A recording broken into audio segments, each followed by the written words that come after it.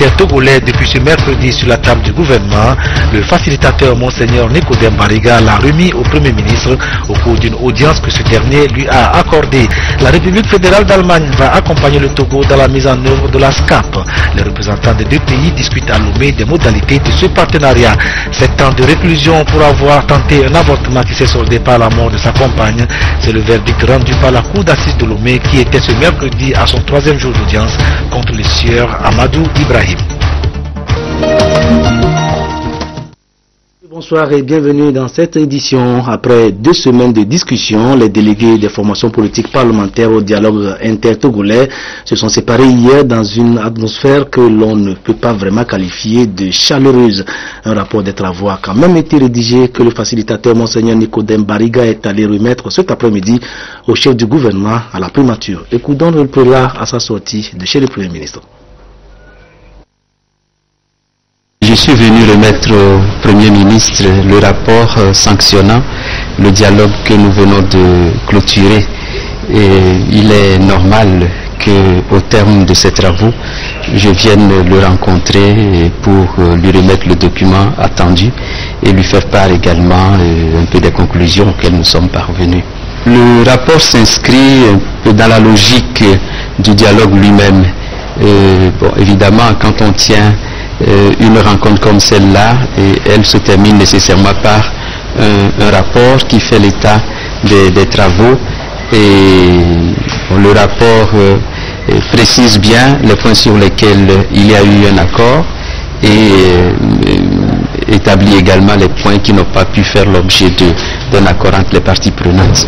Je sais que pour ceux qui ont suivi un peu les travaux, ils ont gardé peut-être l'image des tensions qui ont émaillé ce dialogue. C'est tout à fait normal. Et certains commentaires peut-être allaient dans le sens d'un pessimisme en disant que cela n'a absolument rien donné. Je crois pour ma part que chaque fois que des Togolais se rencontrent pour discuter, et même s'ils ne sont pas d'accord sur tous les points, on doit considérer le fait en lui-même déjà comme une réussite. La SCAP, stratégie de croissance accélérée et de promotion de l'emploi mise en œuvre par l'État togolais, va recevoir un important coup de pouce financier de l'État allemand. Depuis ce matin, les délégués des deux pays sont en négociation à Lomé sur les modalités de décaissement des fonds. On parle d'une enveloppe de 40 millions d'euros, soit un peu plus de 26 milliards de francs CFA, que la République d'Allemagne s'engage à mettre à la disposition du Togo. Compte rendu Désiré Dabovi, Rachel Aoukou. Les négociations intergouvernementales entre le Togo et l'Allemagne sur la coopération au développement s'ouvrent sur une note d'espoir, celle de renforcer les pôles prioritaires de la SCAP. Et c'est dans ce contexte que l'Allemagne s'apprête à mettre à la disposition du Togo une enveloppe de 40 millions d'euros, soit 26 milliards de francs CFA. Avant donc la signature de cet accord de financement, les deux pays ont ouvert une session de négociation à Lomé. Les négociations intergouvernementales qui ont commencé aujourd'hui et qui vont se terminer demain, ils vont faire les bilans et on va faire de nouveaux engagements. Les 3 secteurs, bonne gouvernance, décentralisation, développement rural et agriculture, et formation professionnelle, technique et emploi des jeunes, ce sont des secteurs stratégiques pour le Togo et on va consolider et renforcer nos interventions dans ces secteurs. Cet appui de l'Allemagne au Togo vient en complément d'une enveloppe de 27,1 millions d'euros attribuée en décembre 2011 pour la mise en œuvre de projets et programmes qui répondent aux préoccupations communes des deux pays. Les échos des audiences de la cour d'assises de Lomé pour ce 3e jour, les juges ont eu à connaître d'une affaire d'avortement artisanal ayant entraîné la mort. L'accusé, le nommé Amadou Ibrahim, était jugé pour avoir tenté d'avorter sa compagne qui portait une grossesse de 5 mois, mais l'opération s'était malheureusement soldée par la mort de la femme. Récit des faits et verdict de la cour, Helmut Pinto, filmé à Dinare. Tout a commencé par l'idée de faire évacuer une grossesse de 5 mois. Le nommé Amadou Ibrahim est l'auteur de la disparition de la victime Poeyem Sohanam. Celle-ci s'est rendue le 18 avril 2009 dans une clinique de Lomé pour cause de saignements et douleurs au bas-ventre. Après consultation, il est révélé qu'elle était enceinte et tentait un avortement. Un avortement qui résulte du refus de l'accusé Amadou Ibrahim de reconnaître la grossesse. Il a donc décidé de faire avaler à la victime des comprimés de chloroquine et autres substances abortives, ce qui a provoqué la mort de sa compagne. Pour les faits qui sont reprochés au nommé Amadou Ibrahim, la Cour a décidé de le condamner à 7 ans de réclusion criminelle et une amende de 500 000 francs CFA avec dommages et intérêts. Avec cette circonstance que cette interruption a entraîné la mort de la surnommée, attendu que ces faits constituent le crime d'avortement mortel prévu et puni par les articles 42 et 44 de la loi numéro 2007/005 du 10 janvier 2007 sur la santé de la reproduction, vu les textes susvisés ensemble avec les articles 15 et 16 du Code pénal, condamne l'accusé Amidou Ibrahim à la peine de 7 ans de réclusion criminelle.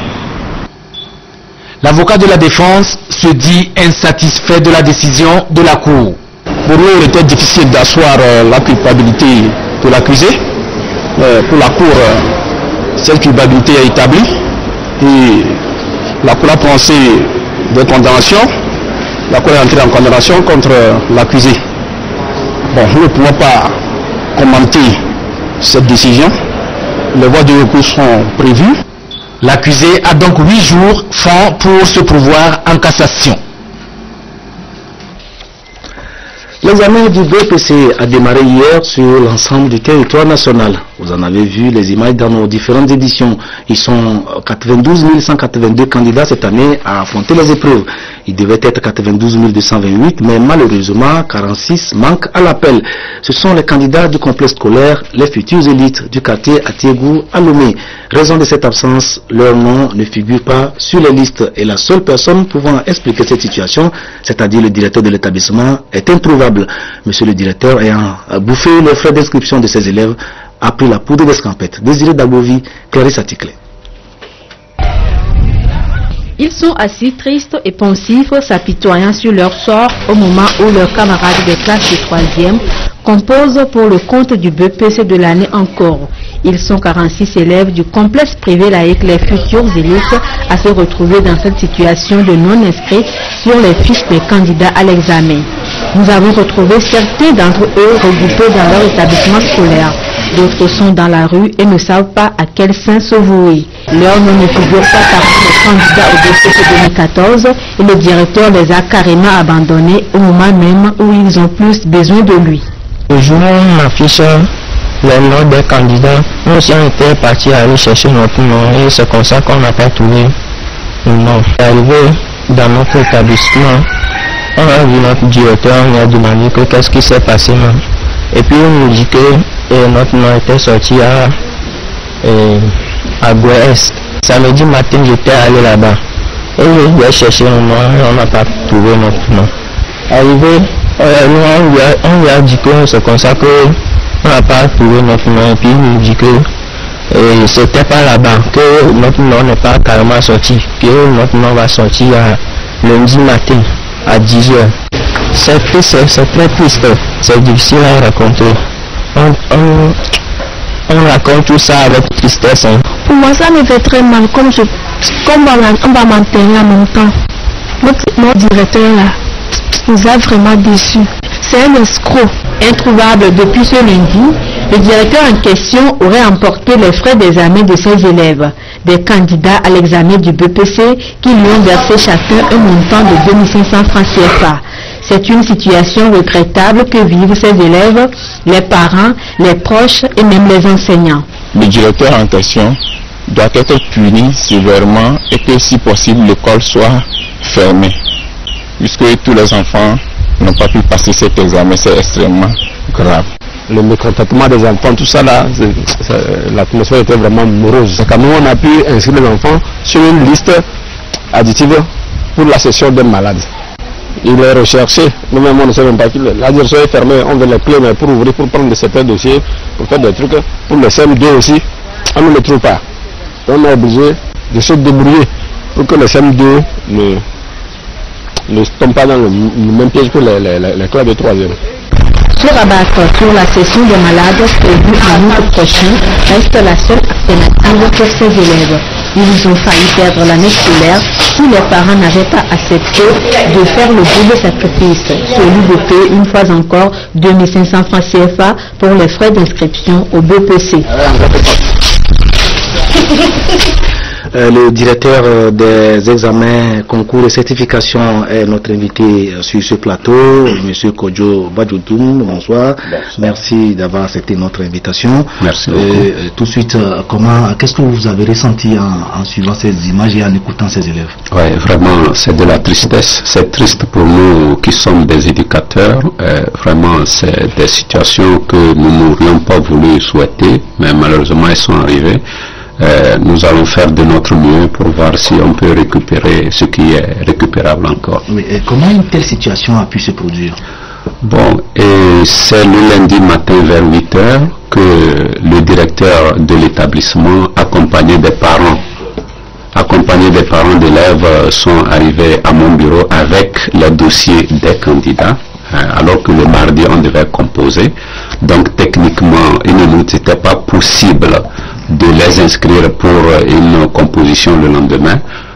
Donc voilà ce qui s'est passé. On nous dit que le directeur lui-même de l'établissement n'était pas là, il vient d'arriver. Bon voilà, c'est devant cette situation que nous sommes. A-t-on déjà connu des incidents similaires dans le passé? Oui, bon, à ma connaissance, je n'ai pas encore enregistré de ces situations, à ma connaissance. Peut-être que si c'était passé, peut-être avant moi, mais à ma connaissance, je n'ai pas encore enregistré des situations de telle sorte. Oui, et quelqu'un a dit dans le reportage qu'ils ont inscrit les élèves sur des listes additives pour la session des malades. À votre niveau, en tant que directeur des examens, concours et certification, oui. Est-ce que vous pensez que c'est la meilleure démarche?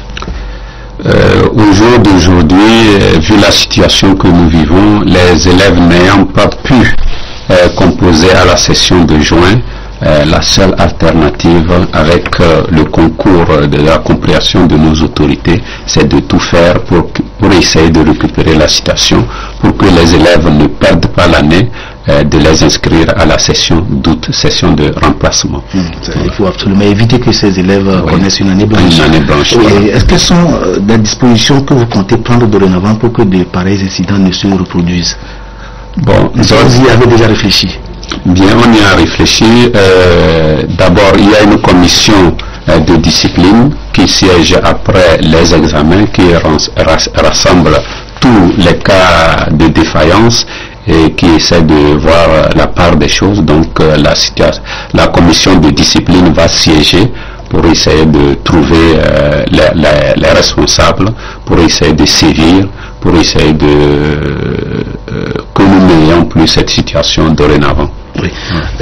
Pour combien, disons, 46 élèves ayant payé 2500 francs chacun, ça fait 115 000. Oui. Pour 115 000 francs, on hypothèque l'avenir de tous ces élèves.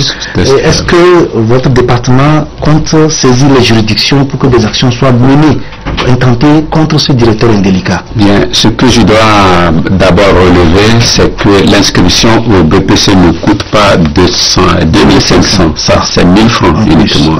1000 francs uniquement pour s'inscrire au BPC. Nous sommes surpris d'apprendre que le directeur a pris aux élèves 2500 francs chacun. Donc vraiment c'est une situation vraiment déplorable. Il va falloir vraiment que la commission de discipline siège pour qu'on essaie de voir ce qu'il faut faire pour éviter des choses comme ça dans le futur. Pour un établissement qui se fait appeler les futures élites, on ne peut pas dire qu'il porte vraiment son nom. Vous avez même vu l'état des locaux, des salles de classe. C'est un établissement privé, il faut le préciser. Alors, des réflexions se mènent-elles au niveau du ministère des enseignements primaires et secondaires pour revoir les critères d'attribution des agréments aux chefs d'établissement, aux fondateurs d'établissement? Oui. Si nous voulons vraiment parler des agréments, cet établissement s'est inscrit à la direction régionale depuis 2012 pour observer la procédure pour avoir l'agrément. la procédure n'a pas encore abouti parce que il n'a pas encore fourni les dossiers du personnel enseignant, du personnel d'encadrement. Bon, et voilà, la situation arrive. En tout cas, c'est un milieu qu'il va falloir assainir sérieusement, de fond en comble. Merci, monsieur le directeur. Je crois que le CPD aussi se déroule, c'est quand le CPD, le 17 juin. Oui. On va commencer le CPD. D'accord. Nous espérons que tout va être mis en œuvre pour éviter que les jeunes candidats à cet examen aussi ne connaissent le même sort. Oui, du côté de l'administration, tout est mis en œuvre. C'est des situations indélicates fournies par les privés qui viennent de temps en temps émailler cette procédure, mais au niveau de l'administration, au niveau du ministère des enseignements primaires secondaires, tout est mis en œuvre pour que les examens se déroulent dans de bonnes conditions. Idem pour le bac 2 qui se déroulera à partir du 17 juin. Merci monsieur le directeur, merci d'être venu. Merci beaucoup. La suite de ce journal, le conseil d'administration de la Banque d'investissement et de développement de la CEDEAO-BIDC a tenu sa 45e réunion ordinaire lundi dernier au siège de cette institution à Lomé. Les travaux ont été présidés par le président de la BIDC, M. Bachir Maman Ifo. Le compte rendu avec Apollinaire Kadanga. Après l'adoption du compte rendu de la 44e réunion tenue en avril 2014, le conseil d'administration de la Banque d'investissement et de développement de la CEDEAO a examiné les 5 points inscrits à l'ordre du jour de la 45e session ordinaire du conseil d'administration. Un des points concerne la République togolaise qui a déposé une requête auprès de l'institution afin d'obtenir un siège permanent au conseil d'administration de la banque. Basically, what was adopted normal working documents of the bank. And today, nous avons étudié certains documents de travail de façon normale, notamment l'étude de l'obtention d'un siège de membre permanent demandé par le Togo au conseil d'administration de la banque. Ensuite, on a étudié les modalités de prise de participation au capital de la BIDC et notamment un mémorandum de l'accord d'Europe pour une prise de participation au conseil au capital de la BDC. Ensuite, on a étudié, on a relevé le mandat de Mazar, qui est le cabinet de commissaire au compte, pour un mandat de 2 ans. En début de séance, Abdoulaye Fall, nommé nouveau vice-président de la banque chargé des opérations lors de la 44e réunion du conseil, a prêté serment devant le président Bachir Maman Ifo. À l'issue des travaux, les membres du conseil ont adopté aussi une motion de remerciement à l'endroit du chef de l'État, de son gouvernement et du peuple togolais pour son hospitalité et les diverses facilités accordées au conseil. La 46e réunion du conseil d'administration aura lieu dans le courant du mois de septembre 2014. Actualité du Togo au Nigeria, la tentative des autorités d'interdire les manifestations de rue contre l'enlèvement par Boko Haram des jeunes lycéennes a échoué. Face à la pression, le gouvernement a dû battre en retraite, laissant le champ libre aux associations pour aplanter les rues à coups de slogans. Les familles des otages, elles, continuent d'espérer une issue heureuse à cette affaire, une situation qui devient intenable pour beaucoup des parents de ces jeunes lycéennes. Venus apporter leur soutien psychologique, des mots pour apaiser. Face à eux, les familles des lycéennes enlevées par Boko Haram. Cela fait 7 semaines que leurs filles sont entre les mains de la secte islamiste. Certaines femmes ont des problèmes psychologiques. Elles appellent leurs filles la nuit. Elles leur demandent de venir. Malheureusement, leurs filles ne sont pas là. Ça a des répercussions mentales et même physiques. Moi, ma fille a été kidnappée. J'ai envie de me tuer ou tout simplement de disparaître. Ça vaudrait mieux pour moi. Maintenir la pression sur le gouvernement. C'est l'objectif de ceux qui manifestent quasi quotidiennement à Abuja leur soutien aux jeunes lycéennes. Lundi, la police avait annoncé que ces rassemblements seraient désormais interdits, officiellement pour raison de sécurité. Elle a finalement fait marche arrière devant la réaction des manifestants qui ont saisi la justice. Ce que le préfet de police a fait est non seulement illégal, C'est méprisant. Et le mépris est une infraction. C'est un outrage. Il s'agit d'une infraction pénale. La mobilisation continue alors que l'on a appris ce mercredi que Boko Haram avait mené de nouvelles attaques dans l'état de Borno, faisant au moins 30 morts. En Égypte, comme prévu, c'est le général Abdel Fattah al-Sisi qui a remporté l'élection présidentielle avec un score sans appel de 97% de voix. La Tunisie sous les eaux, des inondations provoquées par des pluies diluviennes ont occasionné des dégâts matériels très importants. Un nouvel ambassadeur des États-Unis d'Amérique en Somalie, cela n'est plus arrivé depuis plus de 20 ans. Voilà quelques-uns des temps forts de l'actualité africaine que nous allons suivre. Nomination imminente d'un nouvel ambassadeur des États-Unis pour la Somalie, le premier depuis la chute du régime du dictateur Mohamed Siad Barre en 1991. D'après la sous-secrétaire d'État américaine aux affaires politiques, le diplomate sera installé à Nairobi au Kenya.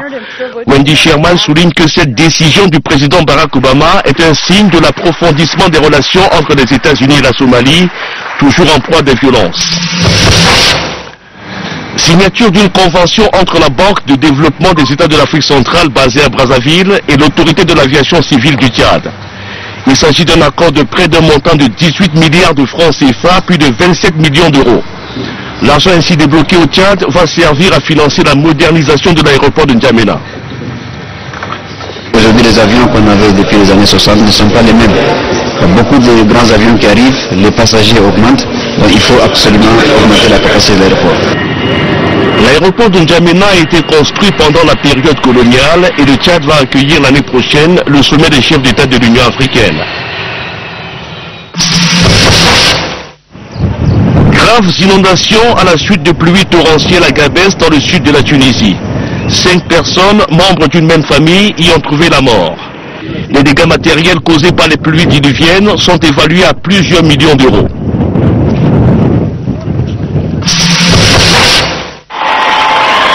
Scène de joie au Caire, des millions d'Égyptiens célèbrent la victoire sans surprise d'Abdel Fattah al-Sisi à la présidentielle. Le nouveau raïs, élu avec près de 97% des voix selon les chiffres officiels, a remercié les électeurs qui lui ont fait confiance. La France souhaite du succès au 7e président de l'Égypte, mais l'invite à engager un processus vers le respect des libertés publiques. Abdel Fattah al-Sisi a aussi reçu les félicitations de l'Arabie Saoudite. Les Togolais ont célébré le 1er juin dernier la journée nationale de l'arbre, une célébration qui précédait de 5 jours celle de l'environnement qui, elle, a une envergure plutôt internationale. Et comme cela se fait tous les ans, la journée du 5 juin sera consacrée aux réflexions sur les problèmes environnementaux majeurs auxquels l'humanité est confrontée. Thème retenu, élevez votre voix par le niveau de la mer. Le ministre de l'Environnement, M. André Lawson, a élevé la sienne cet après-midi pour appeler les populations togolaises à se mobiliser contre les grands fléaux qui menacent notre environnement. Résumé du message, Élisée Kodo, Christine Petcheki, Aloudé. La production en grande quantité pour satisfaire la demande mondiale en biens et services sans cesse croissante entraîne des prélèvements importants des ressources naturelles et la production des déchets dont la gestion de certains pose des problèmes de survie à la planète. La population mondiale s'accroît aussi et d'ici 2050, selon la FAO, elle va se chiffrer à 9 milliards d'êtres humains. Les besoins en nourriture, la pression sur les ressources naturelles vont s'accroître et le rejet de déchets, des gaz et fumées va accentuer le déséquilibre de l'atmosphère. La journée du 5 juin, dédiée à l'environnement, appelle à des réflexions sur les problèmes environnementaux. L'édition 2014 est consacrée aux petits États insulaires en développement dans le contexte plus large du changement climatique. Le thème de cette année, élevez votre voix par le niveau de la mer, est particulièrement important pour le Togo, dans la mesure où il pose le problème de survie des États insulaires et côtiers. Il permet de porter une réflexion sur nos stratégies de production, de développement et surtout de gestion des zones côtières. Il est donc impératif de promouvoir une politique de consommation et de production durable. L'appel de l'édition 2014 des Nations Unies mobilise tous les États autour d'un objectif commun, celui d'une vie durable. Il est également une invite à la solidarité, surtout avec les citoyens des petits États insulaires. Que ce soit à travers l'organisation de campagnes de nettoyage, d'initiatives de réduction du gaspillage alimentaire, d'interdiction des sachets plastiques, chaque geste compte. Il nous revient à tous et à chacun de prendre conscience de notre responsabilité dans le changement climatique, dans nos activités quotidiennes et de participer activement à la mise en œuvre de ces différentes mesures pour un changement de comportement. Alors, pensons avant d'agir et élevons nos voix contre les mauvaises pratiques. Aidons à préserver notre environnement en vue de maintenir le niveau de la mer le plus bas possible. L'année 2014 a été retenue par les Nations Unies comme année internationale des petits États insulaires. La 3e conférence sur ces États aura lieu en septembre. À travers le thème de l'année, les Nations Unies veulent aussi sensibiliser l'humanité sur l'urgence d'aider à protéger les îles face aux risques grandissants. Messe d'action de grâce du parti Unir à Gléy dans l'Ogourou, ce sont les responsables locaux de ce parti qui ont demandé cette messe pour implorer la bénédiction divine sur leurs actions. Yves Gléy, reportage. C'est une messe initiée par Essor Aboukessi, candidat aux législatives de juillet 2013, scrutin favorable au parti politique de l'Union pour la République Unir, 3 sièges obtenus sur 4 dans la circonscription de Logou-Agné, selon les résultats officiels. Environ 11 mois après ce scrutin et après des initiatives au niveau national pour marquer la reconnaissance du parti, cette célébration à l'église catholique de Gléy a réuni des autorités et membres du parti, dont le premier vice-président, Georges Aïdam, une façon de manifester leur soutien à l'initiateur et Soyaba Boukessi. Il s'est battu pour arracher un siège ici à Logou Sud pour le parti Unir. Et aujourd'hui, il a voulu remercier les populations qui lui ont fait confiance en organisant une série de manifestations, dont la messe catholique à laquelle nous venons d'assister. Avant de démarrer la campagne dans Logou, on avait demandé la grâce divine, on avait demandé une messe. Il est de bon ton qu'après avoir quand même obtenu 3 sièges sur 4, qu'on revienne dire merci à notre Seigneur. Donc c'est juste une messe d'action de grâce et sincèrement nous profitons pour remercier donc les autorités d'avoir accepté donc être à nos côtés ce jour-là.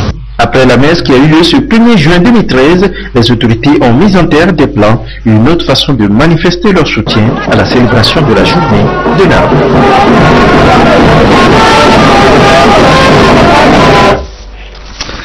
Les sportifs togolais envoyés aux 2e Jeux africains de la jeunesse qui viennent de se tenir à Gaborone au Botswana sont rentrés. Des 6 athlètes partis représenter notre pays, 2 ont ramené des médailles de bronze que le comité national olympique togolais est allé présenter ce matin à la ministre des Sports et des Loisirs. Reportage Jean Ededi. Ils sont 6.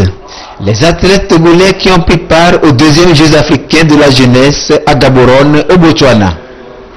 Ils ont eu à compétir dans diverses disciplines, dont la natation, l'aviron, le tennis de table, le badminton, le judo et l'athlétisme, notamment les 100 mètres dames. Ces jeunes athlètes se sont bien battus et la moisson a été bonne au judo où Kevin Amemi a décroché la médaille de bronze dans la catégorie de 81 kg. Prenam PC s'en est également sorti avec une médaille de bronze aux 100 mètres dames en 12 secondes 34 tierces. Cette participation du Togo a été saluée par le président du comité national olympique togolais lors d'une cérémonie de présentation des médailles à la ministre des Sports. Le gouvernement togolais a fait de son mieux pour pouvoir nous aider à aller à ces compétitions. Et tout s'est bien passé. Donc nous sommes venus présenter le bulletin à madame la ministre et demander d'intervenir encore une fois au niveau des plus hautes autorités de ce pays pour qu'ils puissent nous aider à aider la jeunesse togolaise. La performance de nos ambassadeurs à ces 2e Jeux africains de la jeunesse a émerveillé la ministre des Sports et des Loisirs. Nous allons prouver aux yeux de tous les Togolais que les Togolais, les ambassadeurs qu'ils envoient hors Togo sont capables de faire quelque chose et de revenir avec de belles choses pour construire le pays. Ça ne fait que commencer. C'est seulement la victoire, la victoire, la victoire sur victoire. Et nous allons démontrer aux yeux de tout le monde que tout ce qu'on recherchait sortirait du sport. Au total, 52 pays africains ont pris part à ces Jeux où 2500 athlètes ont concouru du 22 au 31 mai dernier. Le président de l'Assemblée nationale informe les honorables députés que la 8e séance plénière de la première session ordinaire de l'année aura lieu le jeudi 5 juin 2014 à 9h au Palais des Congrès, siège de l'Assemblée nationale. Le ministre de la Santé et le ministre de la Fonction publique portent à la connaissance des candidats au concours national de recrutement direct régional du personnel médical, paramédical et administratif pour le compte du ministère de la Santé, session du 25 juin 2013, qui peuvent consulter la liste des admis au cabinet du ministère de la Fonction publique, au cabinet du ministère de la Santé et au lycée Cara 1. C'est la fin de ce journal. Merci de votre aimable attention. Au revoir. Retrouvez Isidore Koubatine pour notre édition de nuit. Voici le rappel des titres. Le rapport du dialogue politique inter-togolais depuis ce mercredi sur la table du gouvernement, le facilitateur Monseigneur Nicodème Bariga l'a remis au Premier ministre au cours d'une audience que ce dernier lui a accordée. La République fédérale d'Allemagne va accompagner le Togo dans la mise en œuvre de la SCAP. Les représentants des deux pays discutent à Lomé des modalités de ce partenariat. 7 ans de réclusion pour avoir tenté un avortement qui s'est soldé par la mort de sa compagne. C'est le verdict rendu par la cour d'assises de Lomé qui était ce mercredi à son 3e jour d'audience contre le sieur Amadou Ibrahim.